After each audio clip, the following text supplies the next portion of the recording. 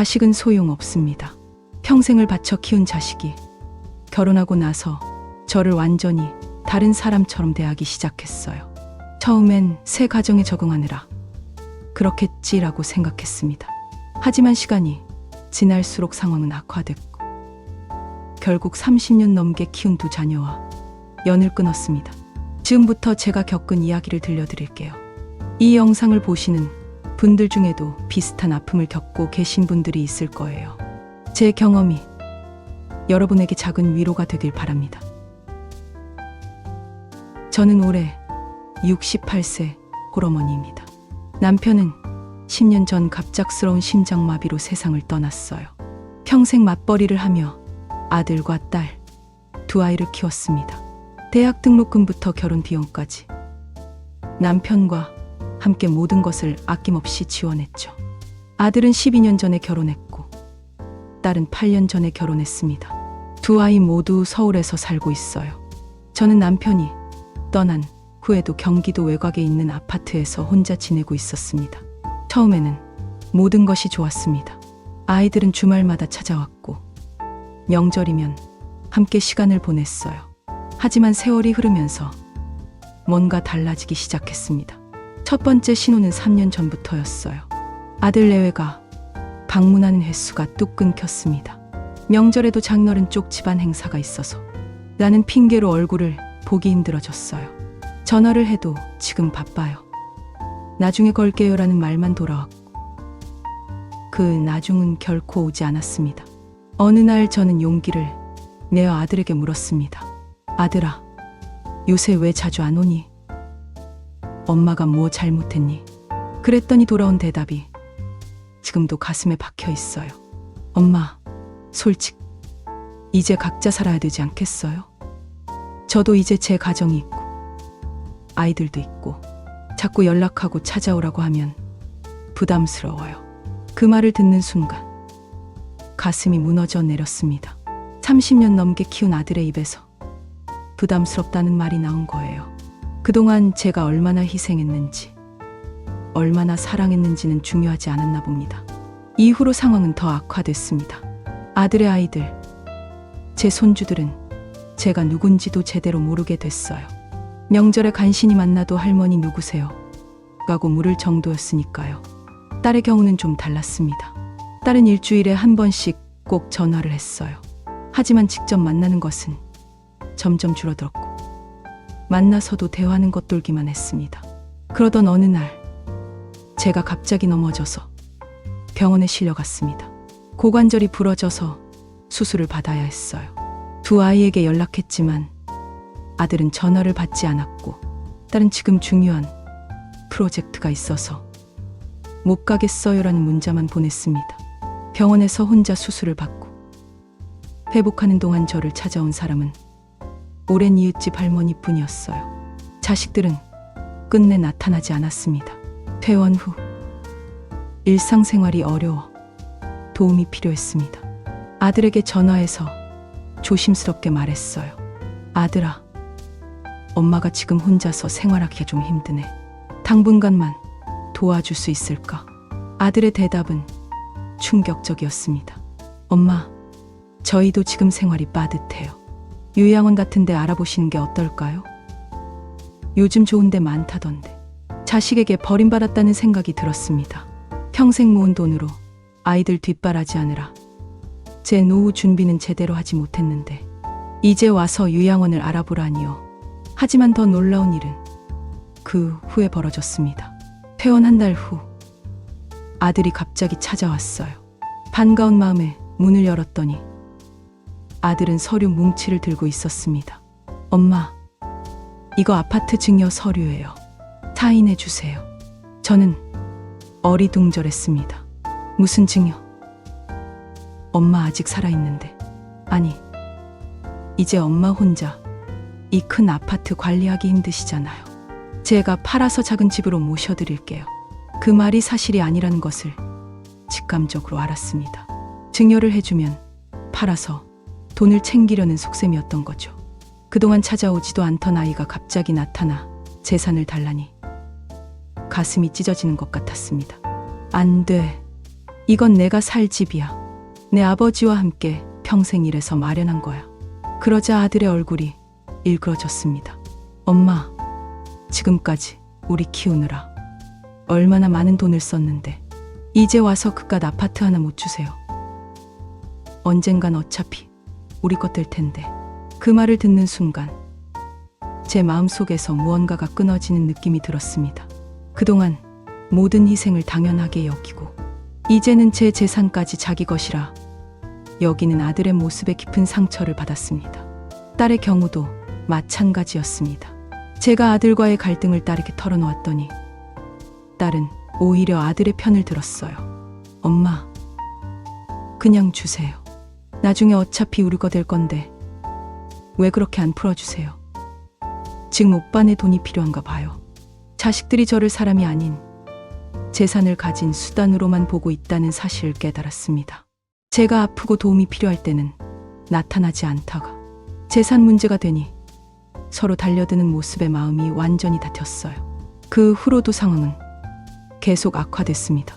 명절에 모이면 자식들은 서로 눈치를 보며 제 귀에 들리지 않게 상속 문제를 논의했습니다. 마치 제가 곧 죽을 사람인 것처럼요. 어느 날 밤 아들 내외가 저희 집을 방문했습니다. 처음엔 반가웠지만 곧 분위기가 이상하다는 것을 느꼈어요. 연이라 물었습니다. 어머니, 혹시 통장 비밀번호가 어떻게 되세요? 제가 대신 관리해 드릴게요. 요새 노인분들 사기 당하는 일이 많아서요. 그 말을 듣는 순간 모든 것이 명확해졌습니다. 이제는 제 통장까지 노리고 있었던 거예요. 그동안 모은 얼마 안 되는 노후 자금마저 가져가려는 것이었습니다. 저는 더 이상 참을 수 없었습니다. 떨리는 목소리로 말했어요. 너희들 지금 뭐 하는 거니? 내가 재산만 있는 사람이야. 나도 사람이야. 너희 엄마라고. 그러자 아들이 버럭 소리를 질렀습니다. 엄마, 우리가 얼마나 효도하려고 노력했는데 자꾸 그렇게 말해요. 우리도 살기 힘들어요. 엄마 때문에 우리는 다른 친구들처럼 해외여행도 못 가고 좋은 차도 못 타고. 저는 그 자리에서 모든 것을 깨달았습니다. 제 자식들에게 저는 단지 비용이자 부담일 뿐이었던 거예요. 제가 평생 바친 사랑과 희생은 당연한 것으로 여겨져 이제는 제 재산마저 그들의 것이 되어야 한다고 생각하고 있었습니다. 그날 밤 저는 큰 결심을 했습니다. 더 이상 이런 식으로는 살 수 없다고 판단했어요. 변호사를 찾아가 유언장을 작성했고 재산의 대부분을 노인복지단체에 기부하기로 결정했습니다. 그리고 아이들에게 마지막 편지를 썼습니다. 사랑하는 아들, 딸에게. 엄마는 이제 너희와의 인연을 정리하려고 해. 30년 넘게 너희를 키우면서 행복했단다. 하지만 지금 우리 관계는 건강하지 않아. 너희에게 엄마는 사람이 아닌 재산일 뿐이고 부담스러운 존재가 되어버렸구나. 엄마가 너희에게 바라는 것은 돈이나 물질적인 도움이 아니라 그저 따뜻한 관심과 존중이었어. 그것마저 너무 큰 요구였다면 이제 그 요구도 접을게. 너희가 원하는 대로 더 이상 부담을 주지 않을. 건강하고 행복하게 살아라. 편지를 보낸 후 아이들에게서 연락이 왔습니다. 하지만 그것은 진심 어린 사과나 반성이 아니었어요. 오히려 엄마가 재산을 어떻게 했느냐, 왜 갑자기 이러냐는 원망과 비난뿐이었습니다. 그때 저는 제 결정이 옳았다는 것을 확신했습니다. 자식이라는 이유만으로 이런 대우를 참을 필요는 없었어요. 가족이라는 이름으로 자존심과 인격을 짓밟히는 관계는 끊어야 했습니다. 물론 처음에는 너무 외로웠습니다. 명절이 다가올 때마다 가슴이 아팠고 밤에 혼자 울기도 했어요. 하지만 시간이 지나면서 점점 편안해졌습니다. 이제는 지역 노인복지관에서 새로운 친구들을 만들었어요. 평생 하고 싶었던 그림 교실도 다니고 물의 동아리에도 가입했습니다. 무엇보다 더 이상 누군가의 눈치를 보며 살지 않아도 된다는 것이 얼마나 큰 자유인지 깨달았어요.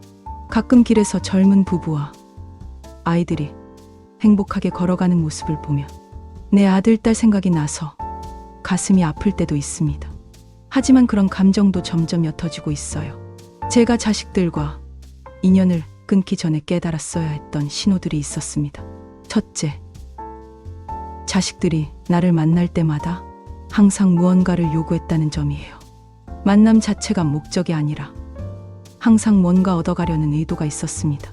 둘째, 내가 아플 때 누구도 나타나지 않았다는 사실이에요.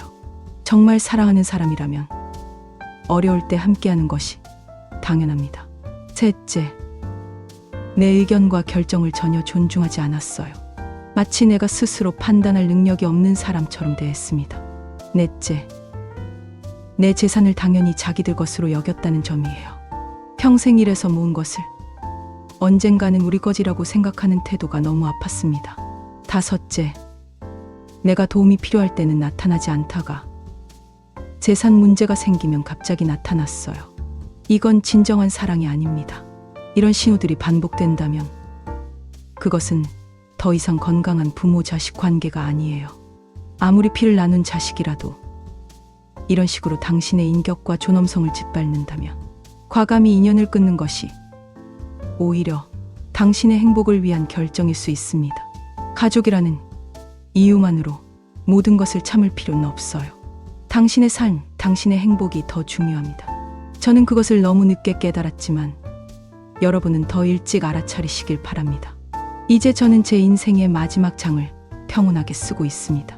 자식에게 버림받았다는 상처보다 나 자신을 찾았다는 기쁨이 더 큽니다. 누구도 내 삶의 주인은 될 수 없어요. 오직 나 자신만이 내 삶을 결정할 수 있습니다. 그리고 또 하나 놀라운 경험이 있었어요. 제가 복지관에서 만난 한 할머니는 저와 비슷한 상황이었는데 그분은 자식들과 화해했다고 하더군요. 하지만 그 화해의 조건이 너무 슬펐습니다. 내가 먼저 무릎 꿇고 용서를 빌었어. 그리고 통장도 다 내줬지. 이제 명절에는 찾아온다니까. 그 말을 들으며 저는 생각했습니다. 그게 정말 화해일까? 자존심을 다 버리고 재산을 다 내줘야만 자식들이 찾아오는 관계라면 그건 사랑이 아니라 거래가 아닐까? 우리 노인들이 가장 두려워하는 것은 외로움입니다. 그 외로움을 견디지 못해 온갖 수모와 모욕을 감수하며 자식들에게 매달리는 경우가 많아요. 하지만 그렇게 해서 얻는 관계는 진정한 가족 관계가 아닙니다. 진정한 가족은 서로를 인격체로 존중하고 어려울 때 함께하며 조건 없이 사랑하는 것입니다. 만약 당신의 자식이 당신을 그렇게 대하지 않는다면 그것은 당신의 잘못이 아니에요. 저는 이제 행복합니다. 비록 자식들과 함께하진 못하지만 제 삶의 주인으로 살고 있어요. 누구의 눈치도 보지 않고 누구에게도 무시당하지 않는 삶이 얼마나 소중한지 알게 되었습니다. 여러분도 용기를 내세요. 아무리 자식이라도 당신의 인격과 존엄성을 훼손한다면 과감히 아니오라고 말할 수 있어야 합니다. 그것이 진정한 자기 사랑이고 당신이 살아온 인생에 대한 존중입니다. 제 이야기가 여러분에게 작은 위로가 되었으면 좋겠습니다. 우리 모두는 행복할 권리가 있어요. 자식이 이렇게 행동한다면 과감히 인연을 끊는 것도 때로는 필요합니다. 당신의 경제적 자원만 바라볼 당신이 아플 때 나타나지 않을 당신의 의견과 결정을 존중하지 않을 당신을 인격체가 아닌 짐으로 여길 당신의 희생을 당연하게 생각할 이런 상황에서는 인연을 정리하는 것이 더 나은 선택일 수 있습니다. 가족이라는 이름으로 모든 것을 참을 필요는 없어요. 여러분의 경험은 어떤가요? 비슷한 상황을 겪고 계신다면 댓글로 이야기를 나눠주세요. 서로의 경험을 공유하며 위로받을 수 있을 거예요. 이 영상이 도움이 되셨다면 좋아요와 구독 부탁드립니다. 다음 영상에서 또 만나요. 감사합니다. 오늘 저희가 좀 깊이 들여다볼 이야기는요. 한 68세 어머니의 개인적인 기록입니다. 성인이 된 자녀들과의 관계를 결국 끊기로 마음먹으신 과정인데요. 읽으면서 참 마음이 무겁더라고요. 네, 맞아요. 이게 그냥 한 분의 안타까운 사연, 이렇게만 볼 건 아닌 것 같고요. 그렇죠. 평생 정말 헌신적으로 키운 자녀들인데 결혼 후에 어떻게 태도가 변했는지, 또 어떤 결정적인 사건들이 있었는지, 그리고 어머니께서 그 과정에서 느꼈던 감정들, 깨달음들, 이런 부분들을 좀 집중적으로 파헤쳐 보려고 합니다. 네. 이 이야기를 통해서 우리가 뭘 배울 수 있을까 한번 생각해 볼 필요가 있어요. 단순히 뭐 개인의 불행이다 이걸 넘어서서요. 변화하는 가족 관계 속에서 나타날 수 있는 어떤 경고 신호들 이런 건 없는지.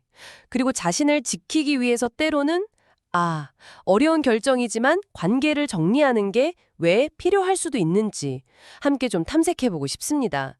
청취자 여러분께서도 이 경험을 통해서 건강한 관계의 경계 이런 거에 대해 생각해 보시는 계기가 되면 좋겠네요. 네. 이 사연의 주인공은 남편분과 사별하시고 홀로 아들, 딸을 키우셨어요. 뭐 대학 등록금부터 시작해서 결혼 자금까지 정말 아낌없이 다 지원해 주셨다고 해요. 네. 처음에는 자녀들하고 관계가 괜찮았는데 시간이 지나면서 자녀들 방문이 눈에 띄게 줄어들었답니다. 특히 아드님이 어머니가 연락하거나 좀 보고 싶다고 하면 부담스럽다. 이런 반응을 보이기 시작했다는 거예요. 이 부담스럽다는 말 참 가슴 아프네요. 네, 바로 그 지점. 거기에 어쩌면 관계 변화의 첫 번째 중요한 신호일 수 있어요.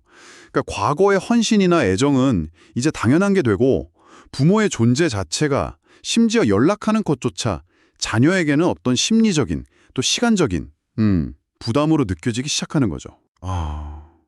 부담이요? 네. 이건 관계의 균형이 이미 좀 깨지고 있다는 신호일 수 있습니다. 부모의 감정이나 필요보다는 자녀 자신의 어떤 편이나 감정이 더 중요해지는 그런 경향이 나타나는 거죠. 그렇군요. 그런데 관계가 정말 결정적으로 틀어진 계기가 있었습니다. 어머니께서 고관절 골절로 수술을 받으셨을 텐데요. 큰 수술이셨겠네요. 네, 근데 아들은 아예 연락이 닿질 않았고 딸은 일 때문에 못 간다. 그냥 문자 메시지 하나만 딱 보냈다고 해요. 저런. 그래서 병원에서 혼자 회복하시는 동안 자녀들 누구도 찾아오지 않았다는 겁니다. 그리고 퇴원 후에도 당연히 도움이 필요하잖아요. 그럼요, 당연하죠. 그래서 도움을 요청했더니 아들의 대답이 정말 놀랍게도 요양원을 알아보시라 였다는 거예요. 이게 참 어떻게 받아들여야 할지. 와, 그건 정말 네, 부모가 가장 약하고 도움이 절실한 순간이잖아요. 그럴 때. 그런 순간에 외면한다는 건 그 관계의 진짜 모습, 민낯을 보여주는 것 같아요. 네. 이게 단순한 무관심? 이건 넘어서서요. 부모를 그냥 독립적인 인격체, 사랑하는 가족 구성원이 아니라 뭐랄까, 처리해야 할 문제나 의무처럼 여기는 시각을 보여줄 수도 있다는 거죠. 부모의 고통에 공감하기보다는 자기 자신의 불편함, 이걸 피하려는 태도가 너무 명백히 드러나는 거죠. 정말 말씀대로네요. 근데 여기서 그치지가 않습니다. 더 충격적인 일이 있었어요. 퇴원하고 한 달쯤 뒤에 아들이 갑자기 찾아왔다는 거예요. 네. 그러더니 어머니 명의로 된 아파트 있지 않습니까? 그걸 자신에게 증여하라는 서류를 내밀더랍니다. 이걸 팔아서 더 작은 집으로 옮겨주겠다 뭐 이런 말을 덧붙이면서요. 어머님은 딱 직감하신 거죠. 이게 재산을 노리는 거구나. 그래서 이 사실을 딸에게 털어놨더니 딸 반응은 더 기가 막혀요. 어차피 우리 거 될 건데 그냥 줘 이러면서 아들 편을 들더라는 겁니다. 세상에. 심지어 며느리는 어머니께 통장 비밀번호까지 물었다고 하고요. 정말요? 와, 이건 여기서 정말 자녀들이 부모를 더 이상 사람으로, 가족으로 보는 게 아니라 그냥 재산 소유자로만 보는 경향이 아주 노골적으로 드러나는 거죠. 네, 맞아요. 부모님의 어떤 안위나 감정보다는 그냥 경제적인 이득, 여기에만 초점이 맞춰지는 거잖아요. 이건 관계가 정말 돌이킬 수 없는 지점까지 왔다는 걸 보여주는 강력한 증거라고 할 수 있습니다. 존중이나 애정 같은 건 이제 거의 사라지고 계산적인 이해관계만 남은 상태인 거죠. 결국 어머님은 변호사를 찾아가셨어요. 그리고 유언장을 새로 작성하셨습니다.